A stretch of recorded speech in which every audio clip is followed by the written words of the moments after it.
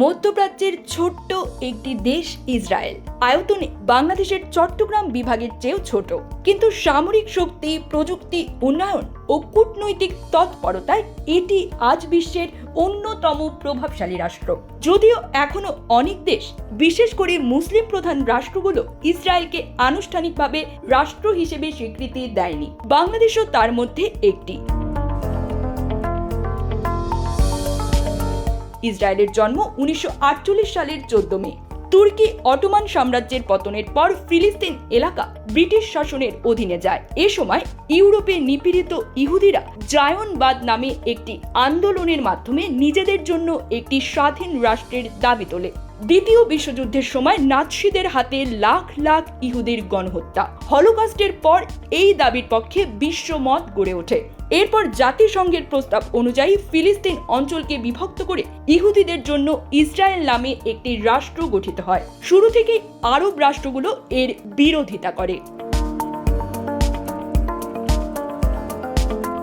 ওয়ার্ল্ডোমিটারের 2022 সালের তথ্য অনুযায়ী ইসরায়েলের জনসংখ্যা প্রায় 95 লাখ। এর মধ্যে সংখ্যাগরিষ্ঠ ইহুদি হলেও মুসলিম, খ্রিস্টান ও দ্রুজ সম্প্রদায়ের লোকও উল্লেখযোগ্য সংখ্যায় বসবাস করে। মুসলমানদের বেশিরভাগই ফিলিস্তিনি আরব বংশোদ্ভূত, যারা নাগরিকত্ব পেয়েও অনেক সীমাবদ্ধতার মধ্যে বাস করেন।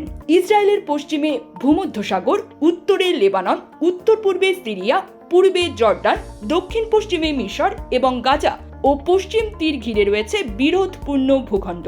এর পূর্ব সীমান্ত ঘেঁষে রয়েছে ডেড সি বা মৃত সাগর। দেশটি মাত্র 429 কিলোমিটার দৈর্ঘ্য এবং প্রস্থে মাত্র 11 কিলোমিটার। আয়তনের মধ্যে রয়েছে বিতর্কিত অঞ্চল যেমন গোলান মালভূমি, পূর্ব জেরুজালেম ও পশ্চিম তীর। ইসরায়েল জেরুজালেমকে তাদের অভিন্ন ও অখণ্ড রাজধানী হিসেবে ঘোষণা করলেও অধিকাংশ দেশ এখনও তেল আবিবকে কূটনৈতিক কেন্দ্র হিসেবে মেনে চলে। তবে যুক্তরাষ্ট্র ও কিছু মিত্র দেশ ইতিমধ্যে তাদের দূতাবাস জেরুজালেমে সরিয়ে নিয়েছে। ফিলিস্তিনিরাও পূর্ব জেরুজালেমকে নিজেদের ভবিষ্যৎ রাজধানী হিসেবে দাবি করে। তেল আবিব ইসরায়েলের অর্থনৈতিক ও প্রযুক্তিগত প্রাণকেন্দ্র, হাইফা বন্দর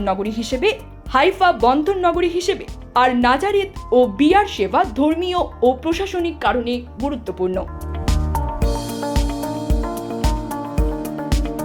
ইসরায়েল আজ বৈশ্বিক প্রযুক্তি কোম্পানির হাবে পরিণত হয়েছে, যেখানে সাইবার সিকিউরিটি, মেডিকেল টেকনোলজি ও কৃষি প্রযুক্তিতে দারুণ অগ্রগতি হয়েছে। জাতিসংঘ এখনও ইসরায়েলকে পূর্ণ স্বীকৃত রাষ্ট্র হিসেবে গ্রহণ করলেও বিশ্বের প্রায় 30টির বেশি দেশ এখনও ইসরায়েলকে স্বীকৃতি দেয়নি। সাম্প্রতিক সময়ে ইরান ইসরায়েল উত্তেজনা, ফিলিস্তিন সংকট এবং জেরুজালেম ইস্যু নতুন করে আলোচনার কেন্দ্রবিন্দুতে এসেছে। সব মিলিয়ে আয়তনে ছোট হলেও বৈশ্বিক রাজনীতিতে ইসরায়েল এক বড় নাম।